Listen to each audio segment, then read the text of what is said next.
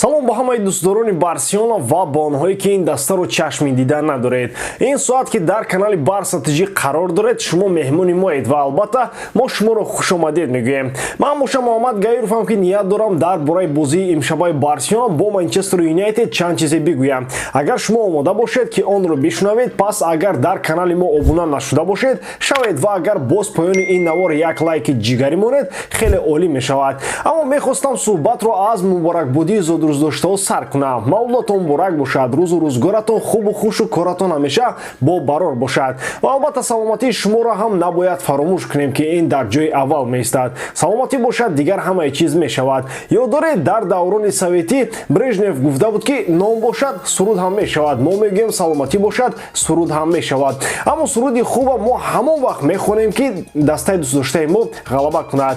Баъди ғолибият бар Кадис хеле сурудхонӣ кардем, аммо оё баъди бозӣ бо Манчестер ашула мехонем ё ки на? Инро танҳо вақт нишон хоҳад дод. Биёед пеш аз он ки дар бораи бозии ҷавобии Лигаи Аврупои Барселона бо Манчестер Юнайтед бигӯем, як-ду хабарро ба сами шумо расонам ки фикр дорем шуниданашон ягон зиёну зарар надорад. Албатта шунидани ин хабарҳо нархи пиёзро арзон намекунад, аммо мисли сӯзандорӯи баъзан духтурҳо реаксия ҳам намедиҳад. Так что гӯш кардан мумкин. Ин хабар ё аниқтараш омор ба легендаи Барса Лионел Месси тааллуқ дорад. Гап сари ин ки 15 феврали соли 2002 ситораи ояндаи Барса ҳамчун бозингари даста расман ба қайд гирифта шудааст. Таи 17 сол Лео дар дастаи асосии Барселона бозӣ кардааст. Дар ин муддат ӯ 35 ҷоиза аз ҷумла 10 унвони чемпионӣ дар Ла Лига, 7 ҷоми Испания, 4 ҷоми Лигаи чемпионҳо, 3 чемпионати ҷаҳон миёни клубҳо, 3 суперҷоми Аврупо ва 8 суперҷоми Испания ба даст овардааст. Месси дар ин айём дар ҳайати Барселона 778 бозии расмӣ карда, 672 гол зада, 305 ассист кардааст ва албатта 6 ҷоизаи тӯби тиллои худро Месси маҳз дар Барселона гирифтааст. Хабари дигар ҳам ба Лео Месси тааллуқ дорад. Гап сари ин ки аз рӯи гуфтаи сарчашмаҳои бо эътимод на хабари занакои лаби об, дирӯз Хорхе Месси, падари Лео Месси, бо президенти клуби Барселона Жоан Лапорта вохӯрданд ки дар он се масъала мавриди суҳбат қарор гирифтааст. Якум, эҳтимолияти баргашти Лео ба Барселона. Дуюм, пости эҳтироми Барса ба Лео ва сеюм, нофаҳмиё оид ба гуфтаҳои бародари Месси, Матиас Месси нисбати Барселона. Инсайдери маъруф Жерар Ромеро ҳам гуфтааст ки рӯз то рӯз баргашти Месси ба Барселона наздик мешавад. Ӯ гуфтааст ки албатта ин кори осон нест, аммо гуфтушуниди Месси бо ПСЖ пеш нарафта истодааст ва он гувоҳии он аст ки баргашти Лео ба Камп-Ноу аз эҳтимол дур нест. Аммо барои овардани Месси дигарбора ба Каталония Барселона бояд тавозуни ҳисобҳои молии худро баробар кунад. Зиёда аз ин, барои овардани ӯ 3 нафар аз бозингароне ки Месси як вақтҳо бо онҳо бозӣ мекард, Бускетс, Алба ва Ансу Фати бояд Барсаро тарк накунанд. Ана инро гуфти қадами қурбон сари паворот мегӯянд. Албатта то куҷо роҳбарияти Барса ба ин чиз розӣ мешавад ё ин ки на, инро танҳо вақт нишон медиҳад. Аз сӯи дигар Алба ва Бускетс пир шуданду имрӯз ё паго дастаро тарк мекунанд. Фати бошад мисли шишаи булур қариб ҳар рӯз мешиканад. Месси бошад мехоҳад фаъолияти футболиашро маҳз дар Барселона ба итмом расонад.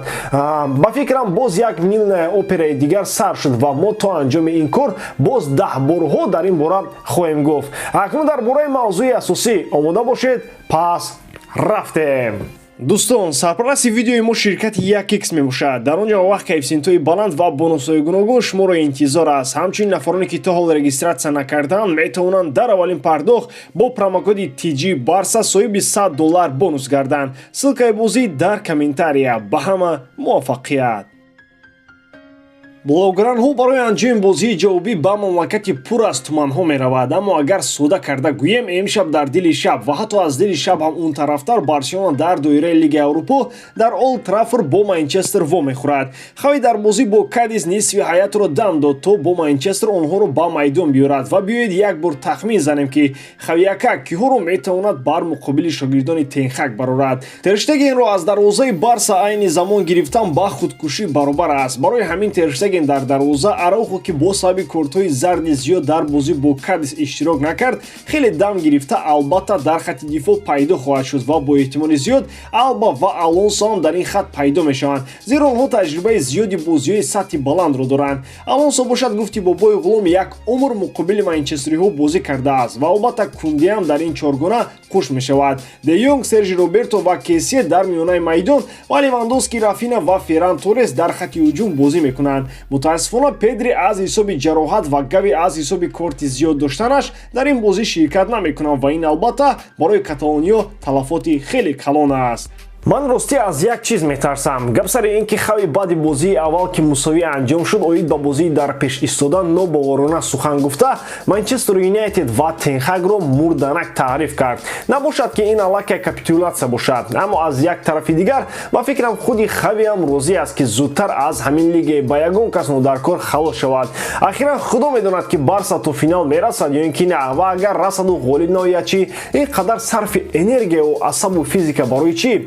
Дар ин миён агар ягон бозиро дар Ла Лига боидиад чӣ? Дар пеш бошад Эл Класико дар доираи ҷоми Испания истодааст. Хулас, агар сахт таҳлил кунем, барои Барселона Лигаи Аврупо як чизи нолозим аст ва бо эҳтимоли зиёд Барселона имшаб онро тарк мекунад. Бигзор мухлисони азиз хафа нашаванд ки ман пессимистона дар бораи Барса мегӯям. Не, ман воқеиятро мегӯям ки онро ҳам Хави мехоҳаду, ҳам Жоан Лапортаву, ҳам ҳатто ману, даже бобои ғулом.